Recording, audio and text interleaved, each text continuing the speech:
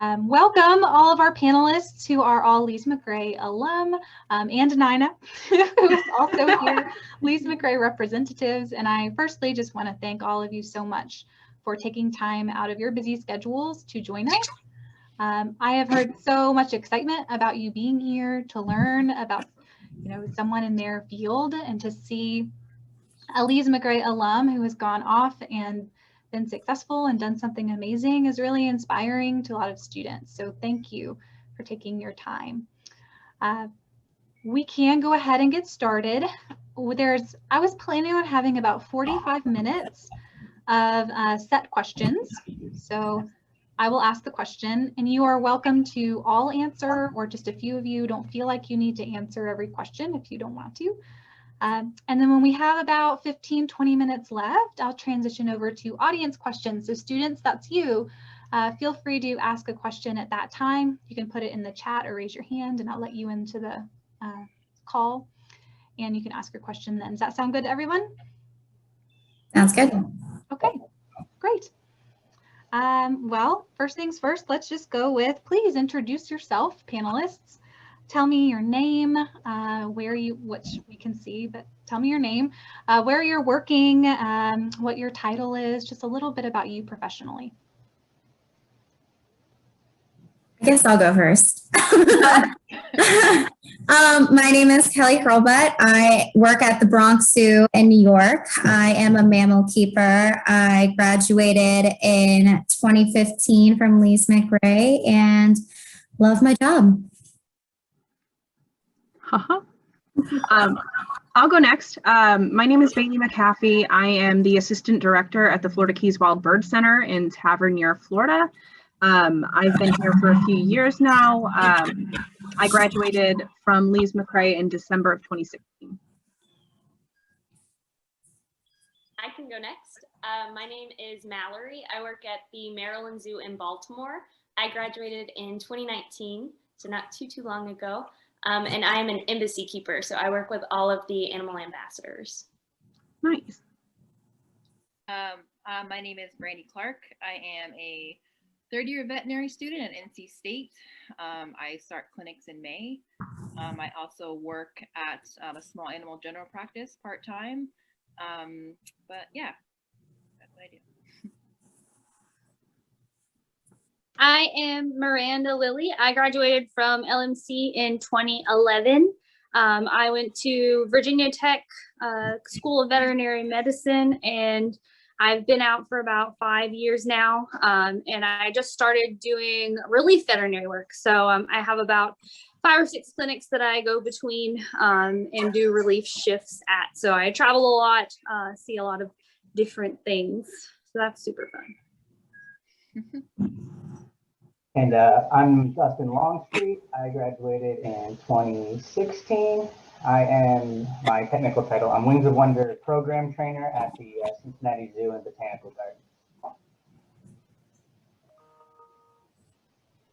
Thank you. Thank you all for being here. I think that was everybody. We have a nice diverse group, from kind of the rehab to veterinary work to being a student, which is an experience a lot of our pre-vet students will very likely have.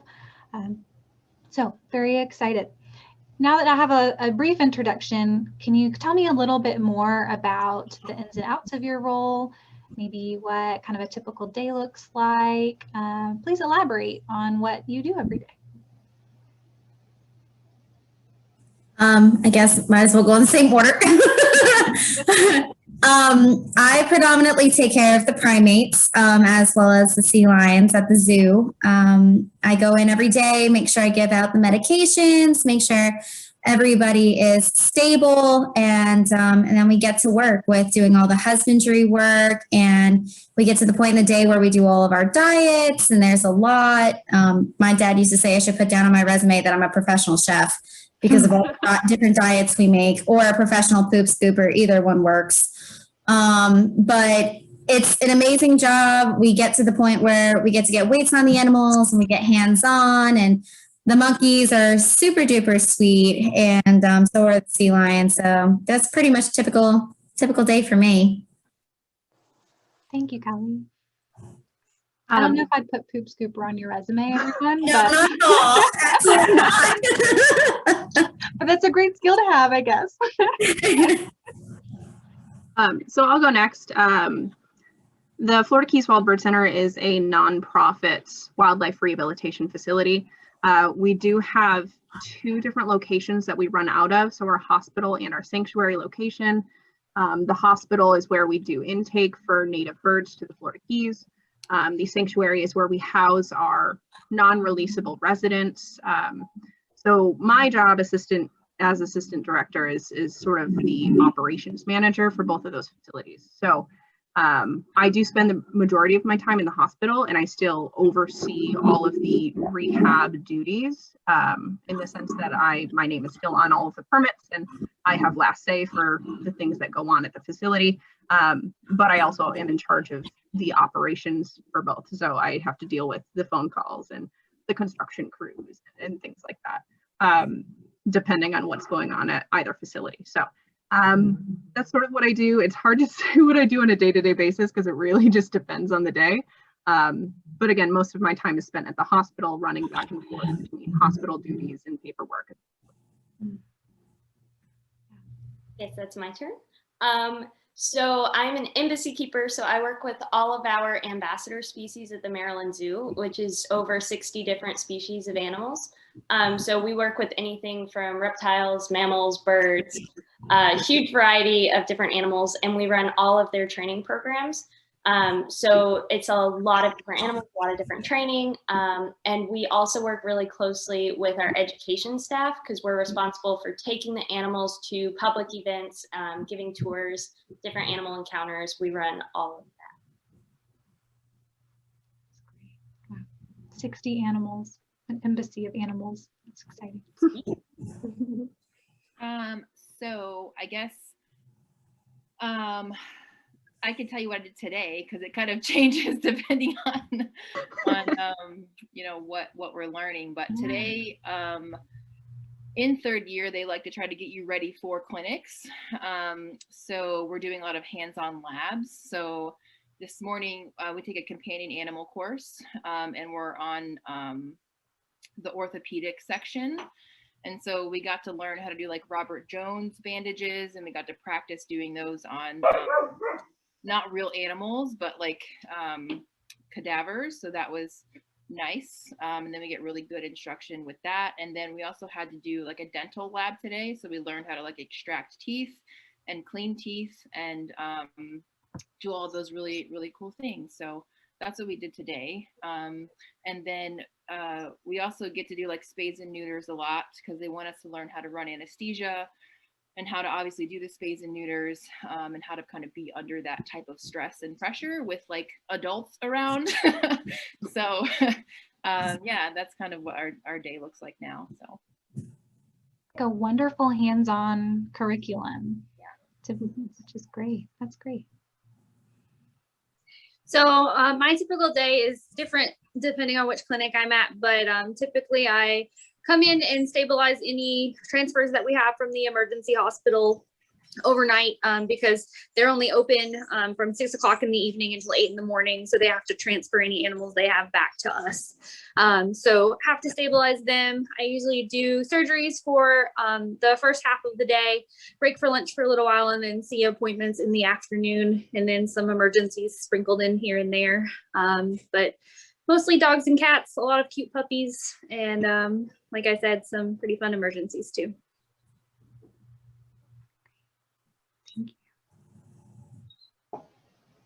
Is it me? I can't remember my last. So yeah, I'm I primarily work at a bird show. So we do a bird encounter throughout the entire summer. So during the summer months, our primary duty, we're doing 2 shows a day, 5 days a week. And that's only during the summertime it gets a little too cold in the winter for us to do bird shows because we don't have an indoor theater. So in the wintertime, we'll go out on the road, we'll do programs at schools, and pretty much yeah, we go on little field trips and stuff. So essentially what we do, what you guys do at the Rehab Center right now. So I do it right now in my job. I go to schools all around the Cincinnati area. But a typical day, yeah, we start off, we weigh all of our birds every day, make sure they're in good health, and then make diets all the husbandry. There's so much cleaning in this field, and then a lot of training from there, depending on what we want to work on and what programs we have set up for the day. So students in the wildlife program are getting really great experience for the field, since that's like almost exactly what you're doing in a way. So, did we get everyone? Okay. Let's move on. I want to know a little bit more about your start in this field. You know, getting your first job or getting into graduate school. I'd love to learn a little bit more like that. When did this work first interest you? When did you decide that you wanted to work with animals? What sparked that interest? When I was little, I always wanted to work with animals. And it just so happens that when I ended up getting older, I used to take care of all the dogs on the road, all the neighbors' animals, and that just led into going to Lees-McRae. And that was really where I got my start, was working at the rehab center with everybody there. And going into that program really showed me a lot and let me see what I was in the long haul for, if that's what I decided to do. So it's definitely something that I would always suggest to somebody to try if you're wondering what it is, because it's not easy work. You know, you have to make sure you have animals' lives in your hands. You have to be able to communicate.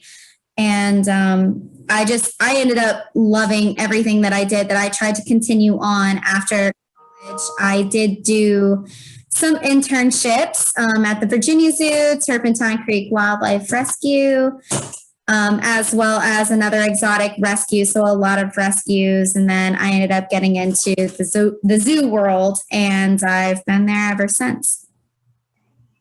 I love to hear that you did internships. Internships are great. Mm-hmm. So similarly, I started off as a kid. I loved animals. I think that's pretty much all of our stories, but I really wanted to focus on wildlife from the get-go. I honestly can't tell you where that started. That was my thing. I just wanted to go into that. So I found Lees-McRae, started the program there, and really fell in love with all of it. I was there all the time up until I graduated. So I spent quite a lot of time at the May Wildlife Center. From there, I mean, I did an internship when I was in school at Mystic Aquarium. I worked with rehab seals, essentially, like injured or orphan seals. And that was a lot of fun. After graduating, I really didn't know which area I wanted to focus on. I knew I wanted to work with wildlife, but I wasn't sure if I wanted to stick with rehab or go towards conservation, more of a zoo facility or aquarium. It was really open for me. So I ended up getting first a job at a vet's office. I was a vet assistant for a little while, and then I got a job working at, or at least an internship working at White Oak Conservation Center in Yulee, Florida, where I did conservation work with rhinos and ungulates. After that, I got an internship working with the Florida Keys Wild Bird Center, which is where I'm here now. I actually moved back up to North Carolina after that and had a job for over a year working at the Carolina Waterfowl Rescue as a rehabber there. I volunteered at the Carolina Raptor Center, and that's where I really sort of narrowed down that I just wanted to stick with rehab, specifically birds. So then a position opened up at the Florida Keys Wild Bird Center, and I moved back down there as the rehabber, then got promoted to wildlife rehab manager, and then created the assistant director position, and sort of that's where I'm at now. That's great. Rich, diverse experiences. Oh yeah. So for me, I also started out, I loved animals. I always knew that I wanted to work with them. My experience at Lees-McRae at the May Wildlife Center really allowed me to kind of figure out what specifically I liked. So I knew I loved going out on programs. I loved talking to the public and doing all of the education aspects, but I also really loved working hands-on with all of the animals there. So I was able to kind of get a little more experience in both of those aspects through internships. So my first internship was at the Bald Head Island Conservancy, and I was just an education intern. So all I did was, public presentations, talking to people about wildlife and nature and everything. And then following summer, I got an internship that was strictly animal training. So that was at the Georgia Aquarium, where I worked with their African penguins, and I learned the ins and outs of animal training, operant conditioning, all of that side of things. And I really wanted a position where I could combine, the education and the animal training, because those are my biggest passions. So I got very fortunate that the Maryland Zoo had an opening, so I was able to get in as an embassy keeper. Great. That's what I found working with a few students, that is a popular goal, is to have kind of a balance between education and direct work. So I love that. So I started college a little bit later, I think. So I didn't start Lees-McRae until I was around 25. I'm originally from Florida, and then I came up to North Carolina with my grandma, and I found Banner Elk. And I had always kind of wanted to go to school, so I applied to Lees-McRae.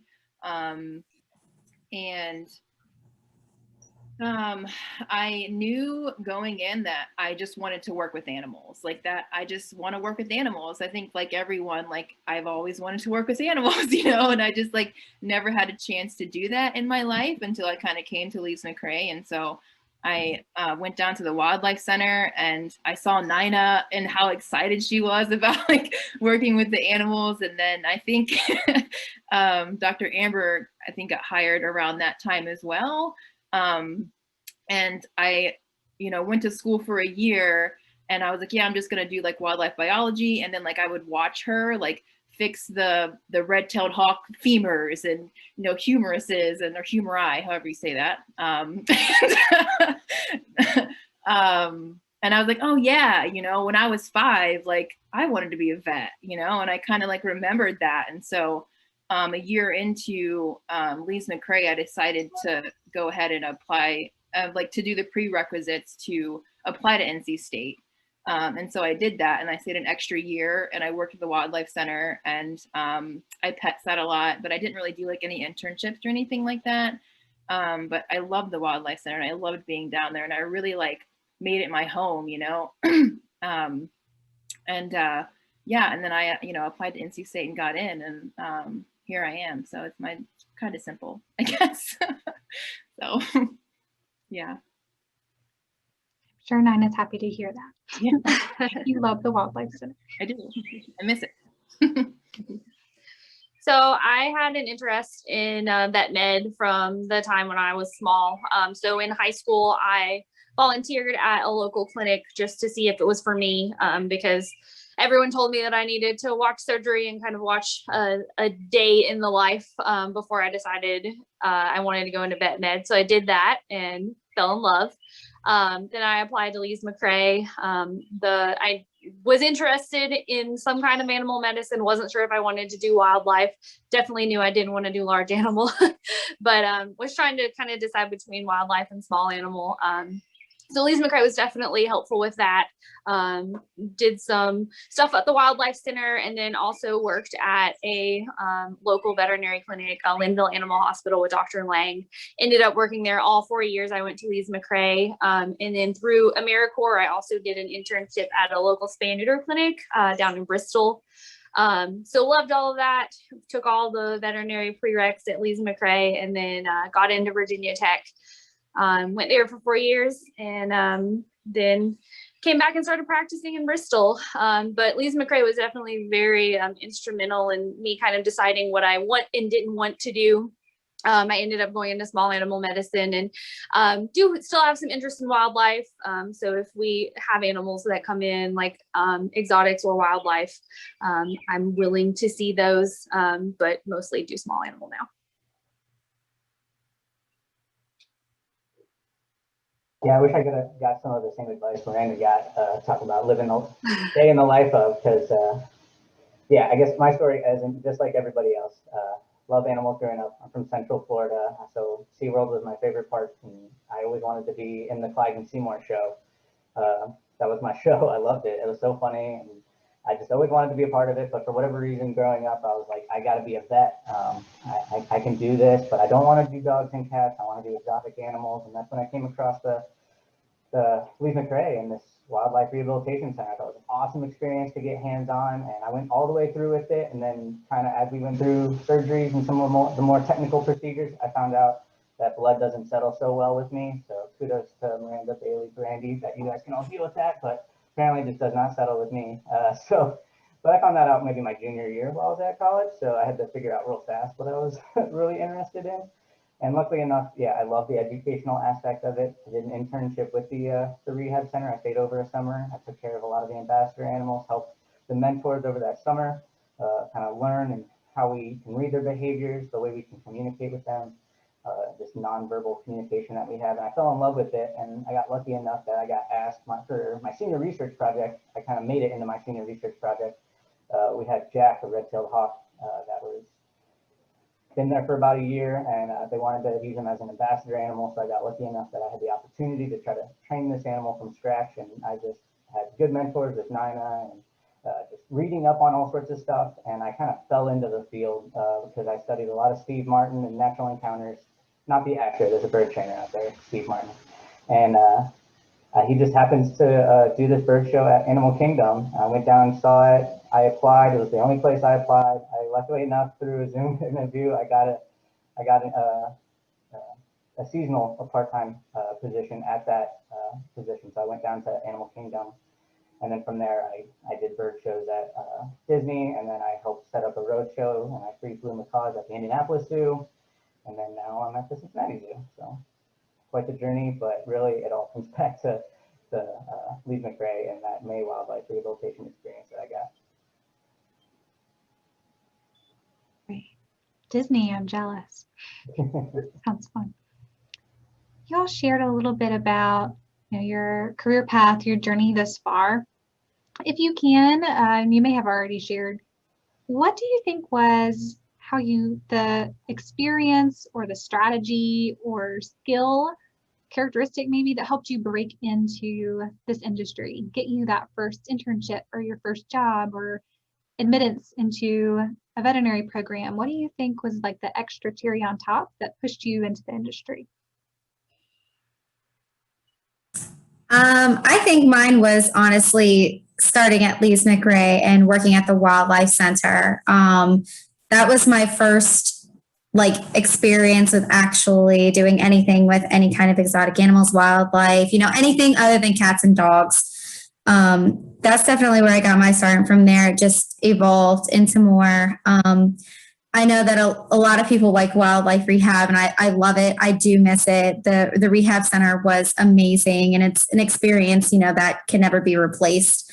For me, though, I saw a lot of what happens in rehab centers, and it's a lot of, sometimes there's sad stories, and sometimes there's really, really great stories. And even like Dustin said, I don't have a thing for blood, but I get attached very quickly. So sometimes it's really hard when you get attached to an animal, that comes in, and it's sometimes hard to let them go. I remember one of the first times when I stayed over the summer, we had a fawn come in, and it was my day to be in the ICU. And there were, unfortunately, maggots all over its back. I was just I felt so bad. Dr. Amber was like, what do you think is the best thing for its quality of life? And, everybody's like, we might have to put it down. I'm just sitting there just bawling my eyes out. I was like, I can't do this. I was like, I love them too much. I love animals too much. So, even going into the zoo world, you're going to lose some as well.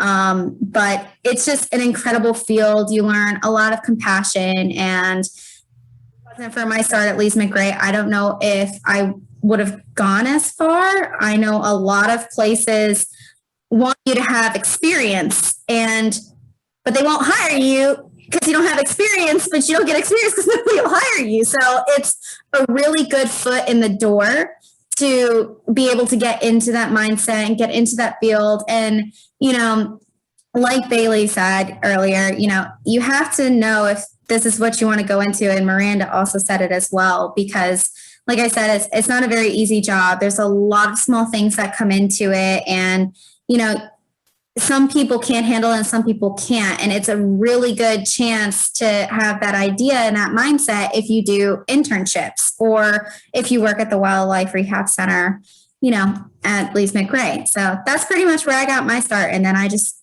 steamrolled from there and kept going. Thanks, Kelly.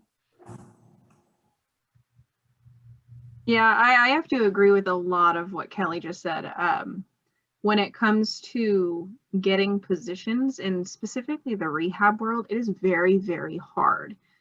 Whether you're looking for internships or jobs, it is incredibly hard. And as the person who is now the intern coordinator and has been the intern coordinator at my facility, I see lots of applications coming through, and I, have to read through all of those, and sort of I get sort of both sides of that now, which is very interesting. But I think that what really put me sort of a step ahead when I was pursuing this path was the experience I got during summer clinical, I think specifically.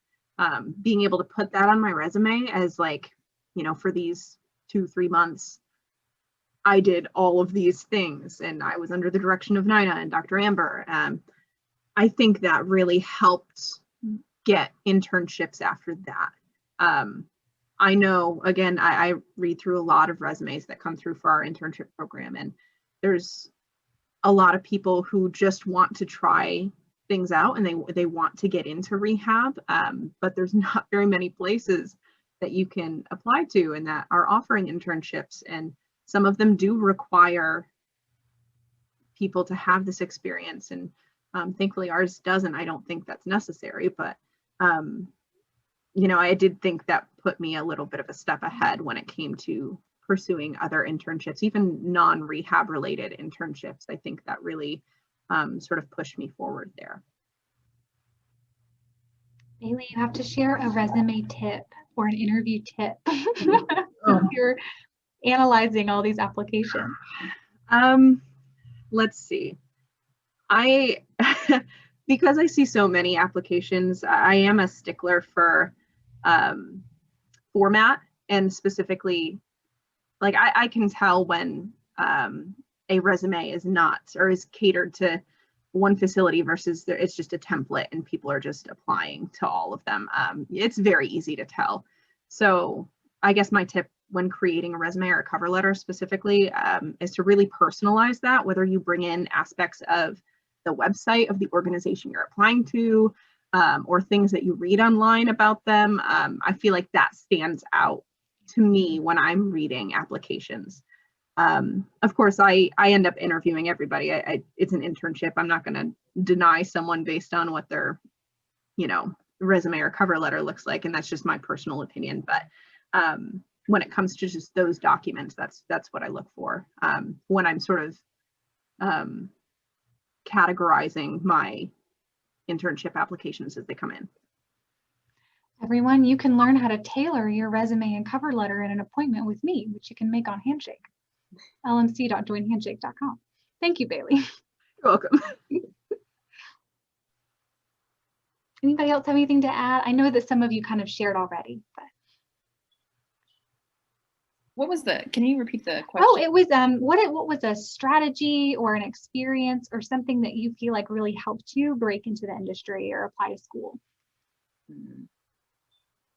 So for some that was the rehab center, for some that was internships. Yeah.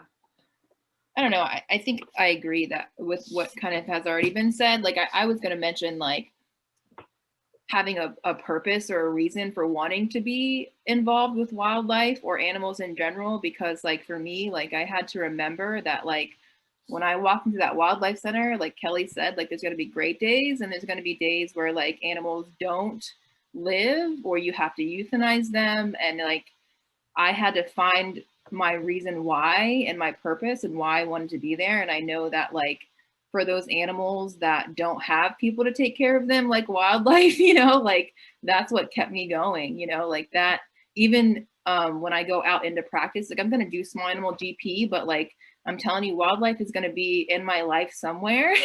And it's because I have a need to help the animals I think that need the most help, and I think it's finding a purpose and finding a goal of wanting to do this every day. Because on the hard days, it's going to be important to remember that. So, yeah. Brandi, I love that, and I love what Kelly said. Can y'all share a little bit more about how you manage those hard cases, how you manage burnout? What does self-care look like in this field to be able to do this long term and not take some of that pain home? Do you home every night? What's that like? I can just Go ahead. Yeah, please. real quick. I think what I've been learning in school, in vet school as well, and at the Wildlife Center with Dr. Amber, kind of talking me through, animals who need to be euthanized. It's like you look at it as a treatment option, and it's not that we're decreasing their amount of suffering, and so being able to offer an animal that treatment option is a gift, I think, in the long run. It's not necessarily like about what our lives feel like when that animal is still around. It's about what that animal's life is going to feel like when they're still around, and it's being able to kind of step back for a second and like evaluate the situation for what it is instead of like for what you want it to be. And so like learning how to have that skill is important. So. Thank you. I think burnout's definitely a real thing. Veterinarians have a very, very high suicide rate, and I understood why very, very quickly after I got into the field, because we are so passionate and we put our all into our animals and our clients, and you get to know them and you get to know the animals, you get attached to everything. And so that's definitely a very hard line to walk. But I definitely agree with the ending suffering. You have to think of it as you have the privilege of ending that suffering. So you're making that animal's suffering, you're making their life better. You're taking that pain away.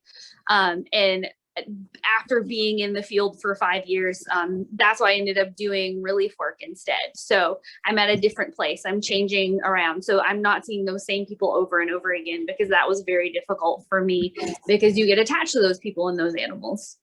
And so you just have to kind of, when you leave work, you have to not think about it, and you have to go home and relax and enjoy your home life, and then turn it back on the next day. And you have to learn to have that work-life balance, or you will burn out, because it's something that happens very easily, because if we weren't passionate people, then we wouldn't be in this field. Yeah, I feel like it's also important to really talk to your peers and your coworkers about it as well, because I mean, they're going to be going through the same thing that you are. We just recently this morning lost a slow loris baby, and it's very hard to go through, especially with this animal, really needing that care. And it's, an animal that has really low numbers.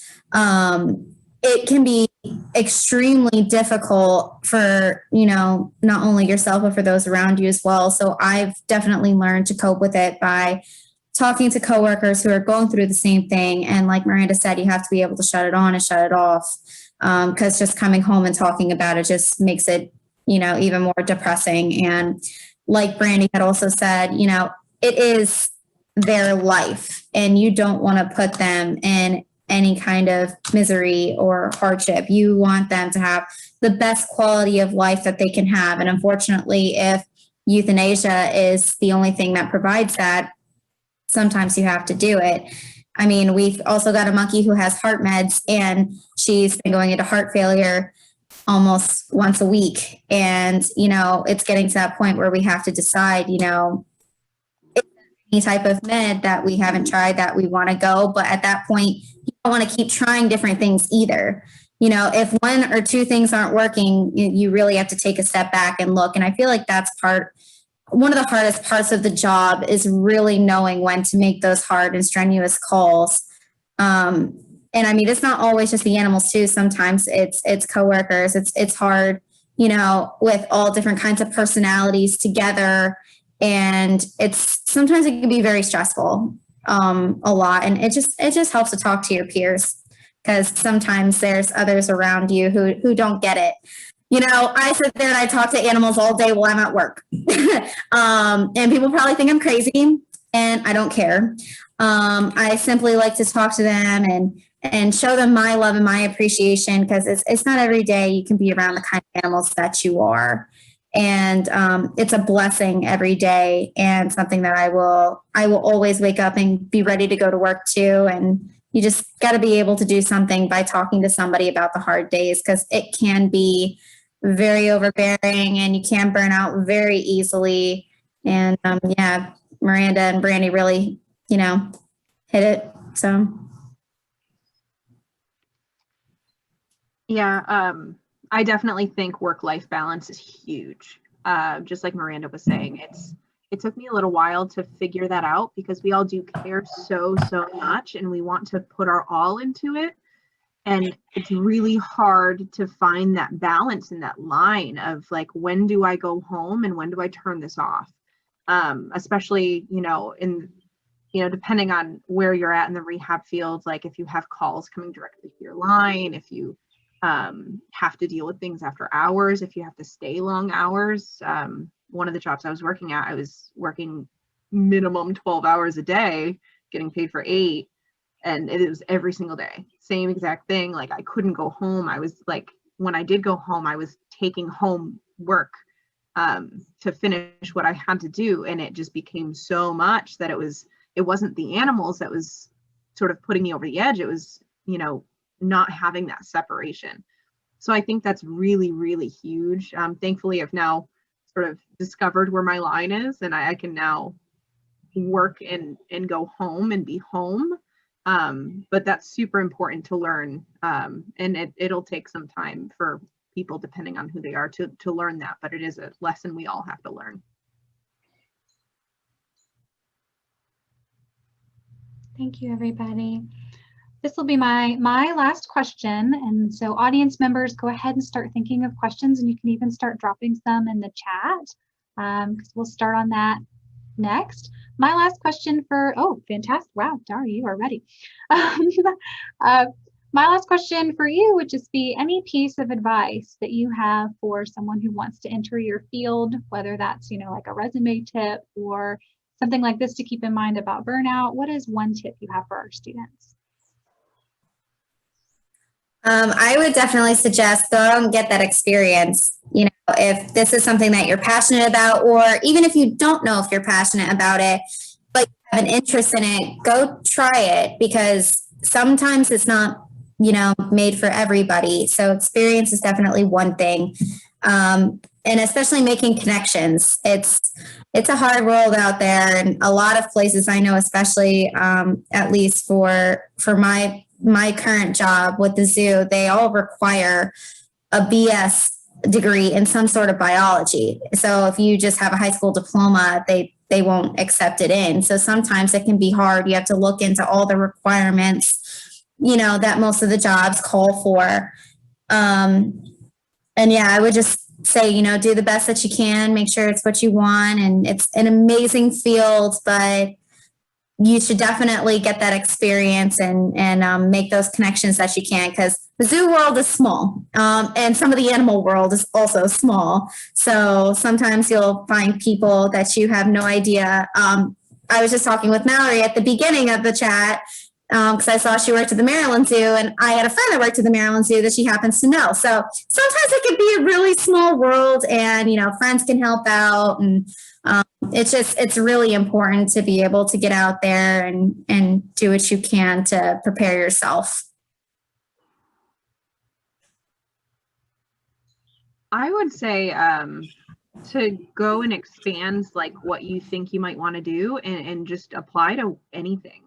Some people are really gung-ho about rehab or gung-ho about working in a zoo, but sometimes getting other experiences will really help you figure out what you want to do. And it might not be what that original thing was.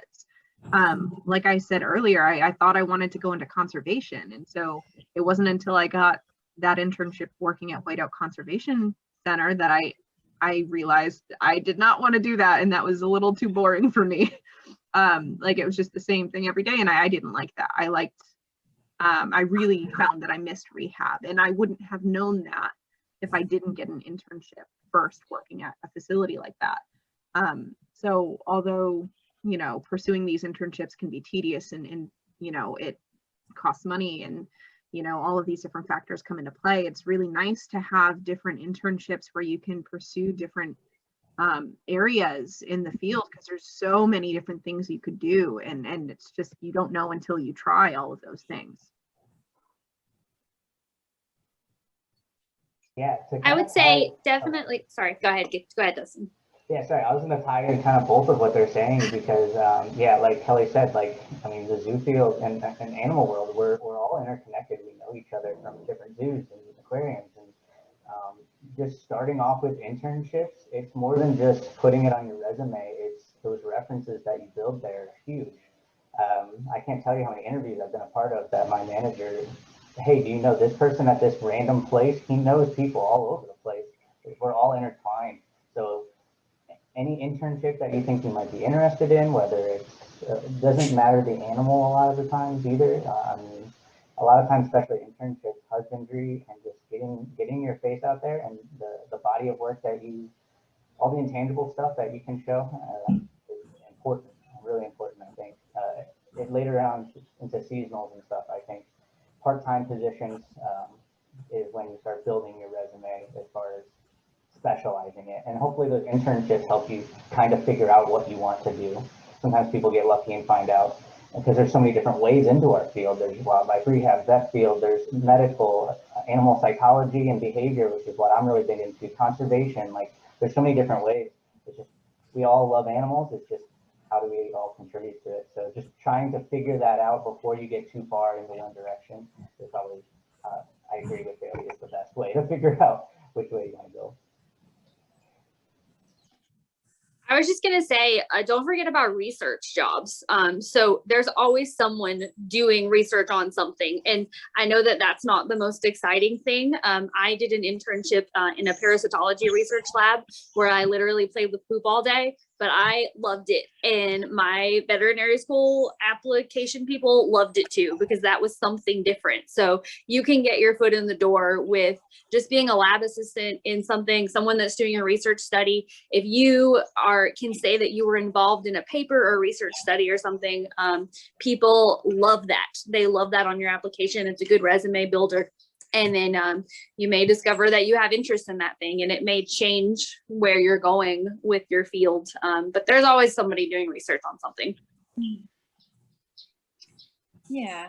I guess if I could talk about like maybe applying to vet school, because I tried to remember, that was stressful.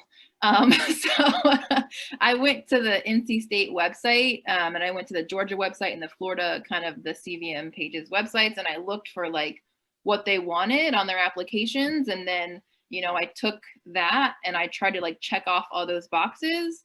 And I heard that they really liked like they want you to shadow. So I tried to get like exotic animal medicine, equine, large animal. And when I was shadowing those, I was like, not gonna do large animal, not gonna do equine.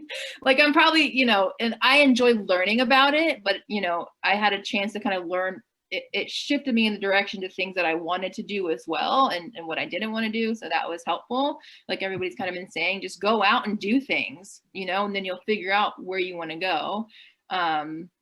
So that was good. And then kind of like what everybody has been saying as well is networking. Like I went to the wildlife symposium 1 year before I applied to vet school with the wildlife center. And I met a Dr. Lubart who has the turtle team at NC State. And he wrote me a letter of reference when I applied, you know? So like, that looked really good on my vet application, you know? So it's like just being able to talk to people, get out there, know people in the vet world and the zoo world and everywhere know each other. So like, you may think it's a big world, but like, it's interesting how interconnected it is. And then I see that somebody, I guess, asked me a question in the chat. Please answer, yes, please. Yeah, she said if I did 4 years at Lees-McRae and then transfer. So I did 5 years at Lees-McRae because a year into it, I decided to get the prerequisites to apply to NC State. So I double majored because that was the best thing I could do. I think they might have a different like major now where it includes all those prerequisites. But when I went, I did wildlife biology and wildlife rehab, and then biology and health sciences. And that kind of gave me a good base to apply to most veterinary schools. and then wanting to know what is the best way to continue my education. Yeah, I don't know. I think Lees-McRae was great at all their prerequisites, and they have really great teachers. And I love Lees-McRae because like it was very personal, you know, and I got to know the teachers, and if I needed help, I could go hang out in their classroom after school, you know, and like they would talk me through things, especially physics, because that's hard. Like, you know, and I loved Lees-McRae just because of that feeling, you know. It really felt like everyone supported what I was trying to do. So yeah. Thanks, Brandi. Did anybody else have any tidbits of advice? I did see that somebody had asked in terms of the zookeeping field, do you specialize in certain animal areas or work with different animals? I don't know how it is for every zoo. Every zoo is different. When I did internships at the Virginia Zoo in Norfolk, we actually were assigned to specific sections of the zoo. I was my first internship in the Africa department, so I worked with all the African animals that were there. And then my second internship, I was in the North America department. So sometimes you can move around with internships. And again, if you make that connection and you want to stay on, they know you're a hard worker, sometimes it's easy just to slip right into the next one that's available. But with the current place that I'm at now at the Bronx Zoo, I had a 6-month probationary period, and they tossed me into every single building.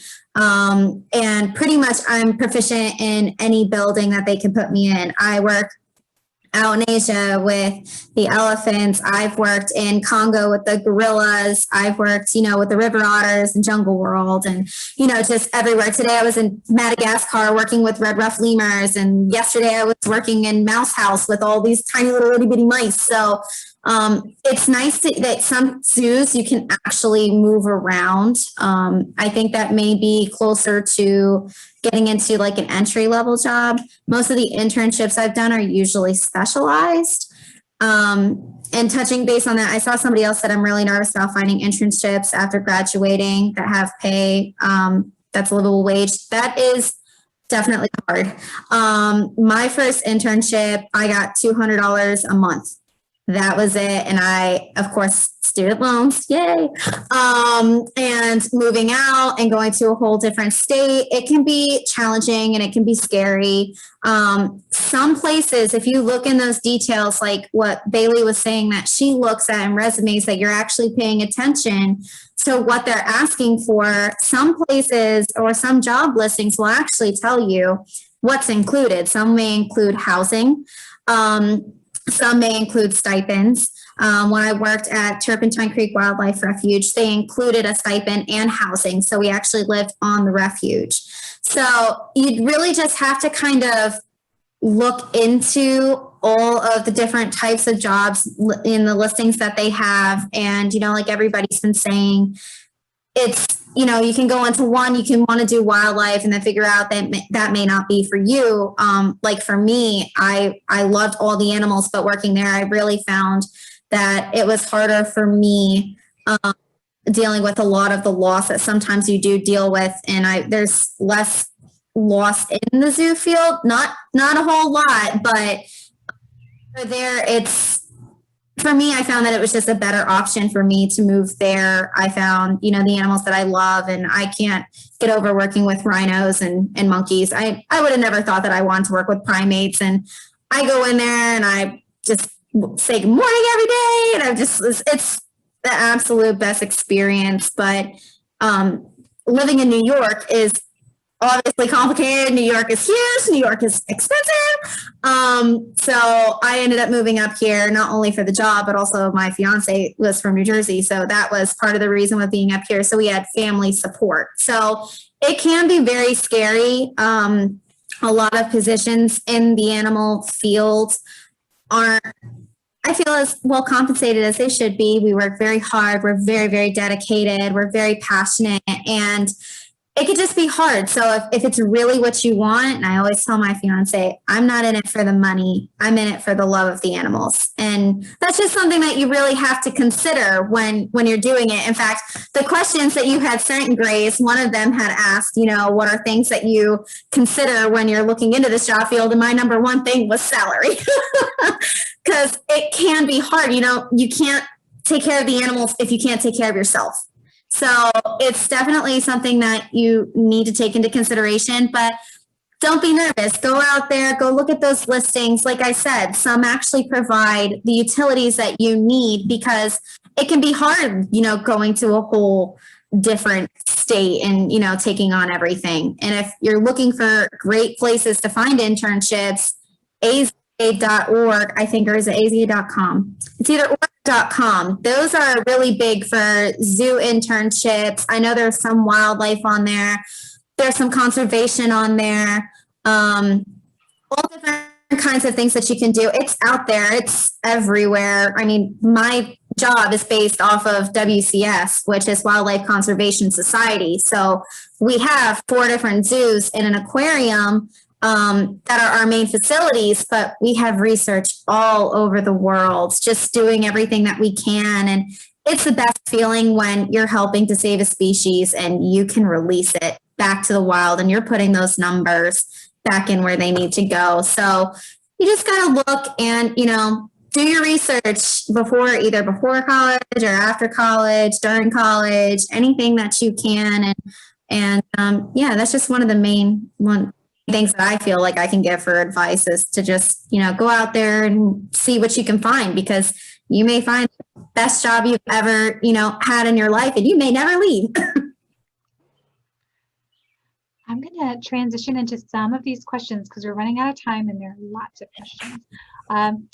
One of them, it has lists a couple of zoos and centers. If you have ever worked at any of those, Dara wants to connect with you. So maybe give that list a look over. Nina, would you mind talking a little bit about how the Wildlife Center works, and if a student wanted to work there, what that might look like? Yeah, I saw there was a question about that. I'm trying to come up to it. What is the process of getting into the Wildlife Rehab Center on campus? Does it pay, or is it just an internship? Megan, I have a question for you. So I guess you're not a student at Lees-McRae right now, or are you?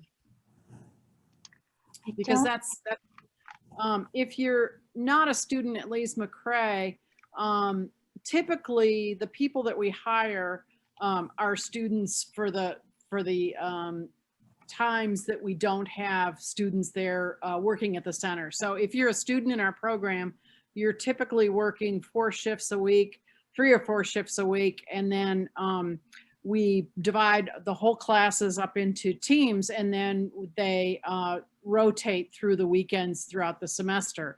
And so we have plenty of help. We have 3 full-time staff and 1 part-time staff.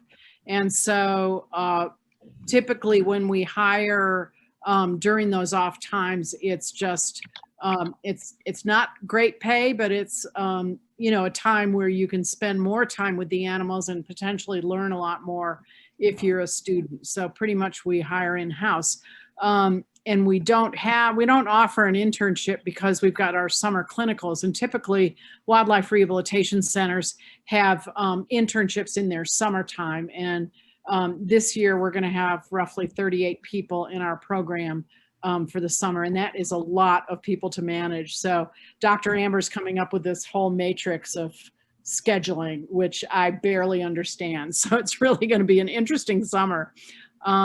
Service dogs at the center is kind of tough because dogs are generally very stressful for wildlife, because many of the wildlife come in because they're attacked by dogs. So we can't really allow service dogs in the center, but you know, we do have dogs on campus, and so we allow them in some of the professors allow them in their classes, and I certainly do when we have our class, unless we've got wildlife in the classroom doing some programs. How do you balance work with school? That might be a question for some of you graduates. Great question. How do you balance your work in the center with school? It's a lot. Many of you have had jobs. Yeah, I don't know. I worked at the Wildlife Center a lot. Not paid and paid. I don't know. I enjoyed working down there. But I don't know. I made sure that I learned how to manage my time. Like the first year and a half or 2 years, I was like center, you know, and like I was there like all the time, but then like I had to like keep my grades up. And so I learned how to kind of what we talked about earlier, like took a step back and didn't take home, you know, 9 baby squirrels at night to feed them every 3 hours. I had to learn how to say no, you know, because I had a team of people that could also do those things, you know, and I had to remember that. But yeah, I learned how to manage my time, and I made sure that like studying is what I needed to do, because that was my original goal, you know, was to get into that school. And so that's what I had to do. And then everything else came after that. So that's what I made my first priority. Yeah, when I was there, I worked as a tutor, so I tried to schedule all of my shifts at the Wildlife Center early in the morning, so that I had afternoons free to go to work, and I was on a sports team, so I was pretty involved. But leaving your afternoons as open as possible, even though it means, you know, really early mornings down at the Wildlife Center. It's just the trade-off that sometimes you need to make to open up your afternoons.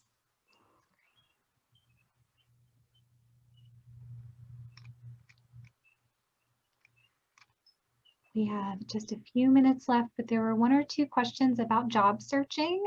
Do you have a job searching tip or trick? I know some have been shared already, like certain websites, which is great. Thank you. But any job searching tips in our last couple minutes? Like Kelly mentioned earlier, the AZA website is where I found most of my, like the internships that I applied through. Most of the jobs that I applied for were also on that website. But I also would just periodically check facilities that I knew of and that I liked. I would check their websites, because sometimes they just post them on that website and they won't put them on those mass sites. So just check the internet as often, as frequently as you can. I can say something. There's lots of groups on Facebook, like Raptor groups, wildlife rehab groups, non-releasable groups, and you see all sorts of centers that put entries on there and talk to each other about different issues related to their area. And you can look them up and their centers up, and you can see what they're all about. You can look up the zoos. There's the International Avian Trainers organization, and so there's all sorts of places that you can find just by looking for those groups. You can also look at locations. Like if you have a place that you want to go to, like Kelly needed to go to New York, so she needed to go up north to be near her fiance. But today I was just kind of looking at one of the chat groups, and there was somebody from Crete, and I was really curious, the island of Crete over near Turkey. And so I asked them, I said, are you the only wildlife rehabilitation center on the island? And I checked out their website, and they've got internships, and they offer, you know, they support you while you're there. You get a stipend and you get a place to live. And I'm like, whoa, Crete, somebody's got to go there. So I mean, there's places all over the world if you're interested in going to a location. So explore. It's really exciting. Mm-hmm. Yeah, definitely do your research, because some facilities may offer different things than others. Some things may be along the lines that you're thinking of wanting to do. It may go against some other things that you're against. Like I know there are a lot of friends of mine who are against inbreeding for like tigers and things like that. And you have to be careful, because sometimes there are facilities that you don't know until you're there, or sometimes if you hear from other people, you know, you can find out different things there. That's why part of connections are a really important thing. I mean, everybody's different. Everybody has their own views, but just an example like that is really good to do your research, because you definitely don't want to go somewhere that is completely against your views and you have a really difficult time adjusting there. That's another good tip as well, to really do your research on your facilities. I have a couple of additions for websites as well. I know I post on not only, well, obviously AZA is a good one to look at, but Cornell's Ornithology Exchange job board website, and also Texas A&M, they have a job board on their website that we also post on as well.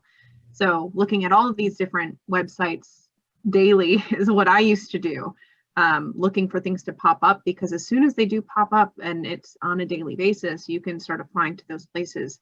And again, as someone who also sees and is on the receiving end of those applications, it's nice to see, like, when I post something, when people immediately like respond and throw their resume and cover letter at me. That also stands out as well, because obviously they're actively looking daily, because I just posted it 4 hours ago.